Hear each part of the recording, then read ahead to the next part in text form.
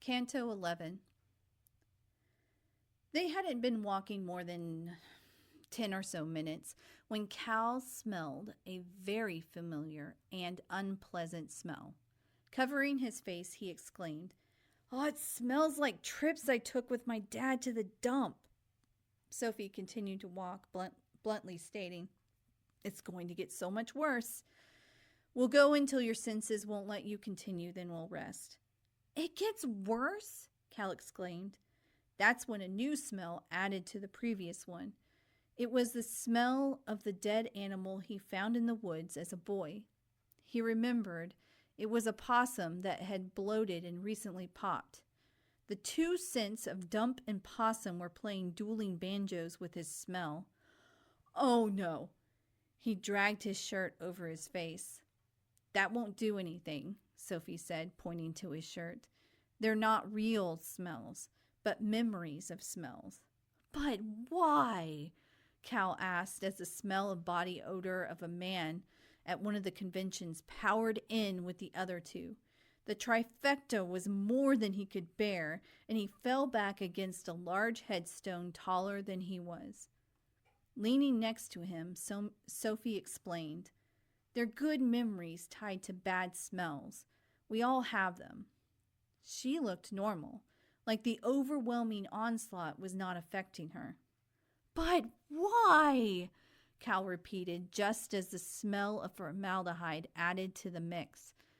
It was the same smell as on his dissection day in high school. That particular dissection was especially smelly.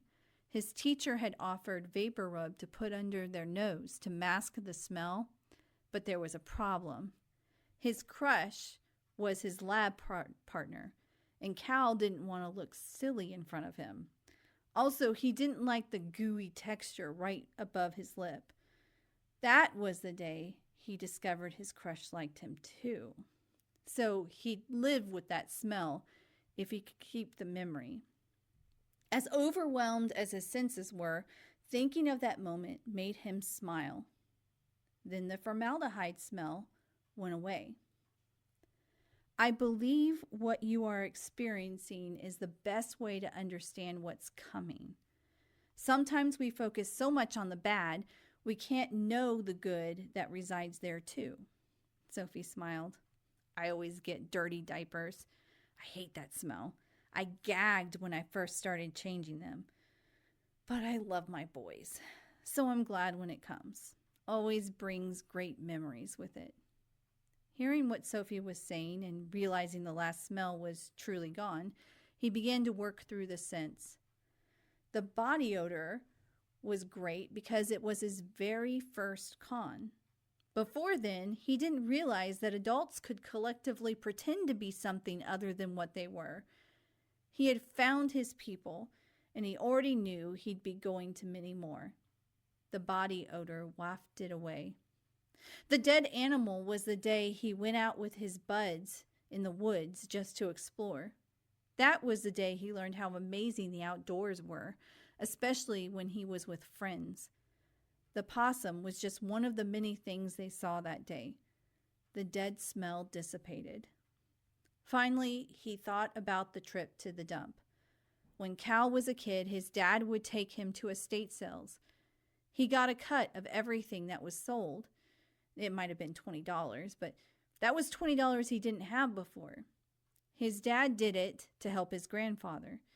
Running someone's estate sale meant his dad got first pick for the antique store, and it was a win-win for the family.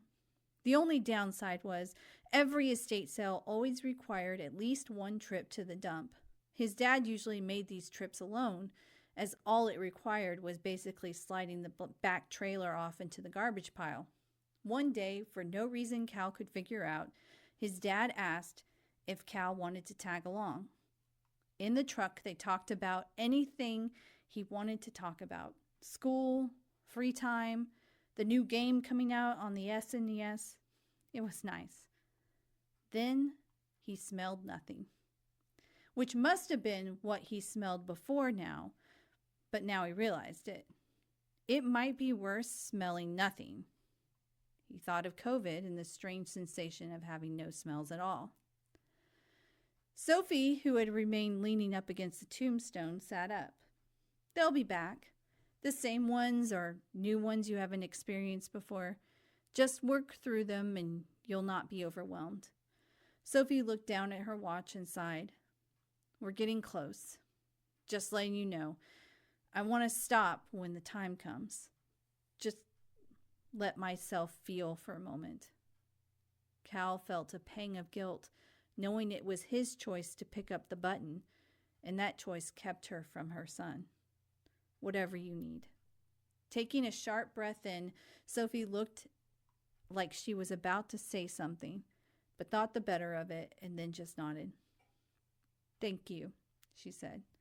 Cal nodded back, and they continued on.